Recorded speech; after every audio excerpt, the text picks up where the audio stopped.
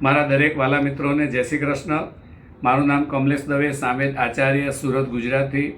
મિત્રો, અત્યારે ભક્તિભાવનો મહિમા ચાલે છે, માતાજીની નવરાત્રિનો। તો આપણે ભક્તિ વિશે થોડુંક જાણીએ। આપણે માતાજીની અથવા જે ભગવાનને આપણે માનતા હોઈએ એ ભગવાનની આપણે ભક્તિ કરીએ, પણ ભક્તિની જોડે જોડે બે વસ્તુ રાખવી બહુ જરૂરી છે। એ બે વસ્તુ સાથે આપણે ભક્તિ રાખીશું તો આપણી ભક્તિ સફળ થશે, આપણી ભક્તિ કરેલી કામ આવશે। કારણ કે આ બે વસ્તુ વગર ભક્તિ કરવી અધૂરી છે। ભક્તિ આપણી પૂર્તિ થતી નથી અને ભક્તિમાં પણ કોઈ રસ આપણને પડતો નથી। તો એ કઈ વસ્તુ છે? એ વસ્તુ તમે જાણી લેશો અને અપનાવશો તો એ વસ્તુ તમને જીવનમાં ઘણી બધી કામ લાગશે। તો આપણે ભક્તિની સાથે બે વસ્તુ એ જરૂરી છે કે એક છે જ્ઞાન અને બીજું છે વૈરાગ્ય।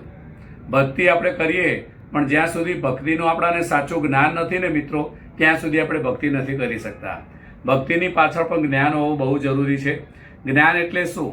તો આપણે માળા ફેરવીએ તો માળા કઈ રીતે ફેરવવી, માળાનો શું નિયમ હોય છે, માળા શાના માટે આપણે ફેરવીએ છીએ, કઈ માળા કયા જપમાં ફેરવવી જોઈએ, એ આપણાને જ્ઞાન હોવું જોઈએ। વૈરાગ્ય એટલે કે ત્યાગ। જીવનની અંદર ભક્તિ કરો છો, તમને જ્ઞાન રાખો છો, તો એની સાથે ત્યાગ વૃત્તિ પણ આપણે રાખવી પડે છે। કારણ કે ત્યાગ વગર સંસારમાં માણસ કોઈ દિવસ આગળ વધતો નથી અને માણસને મોક્ષ મળતો નથી।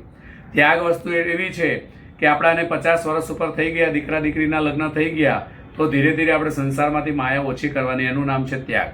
અમુક વસ્તુ આપણાને, જેમ કે મીઠી વસ્તુ છે અથવા તીખી તળેલી વસ્તુ છે, 50 વર્ષ પછી એ આપણાને નુકસાન કરે તો એ વસ્તુનો આપણે ત્યાગ કરવાનો।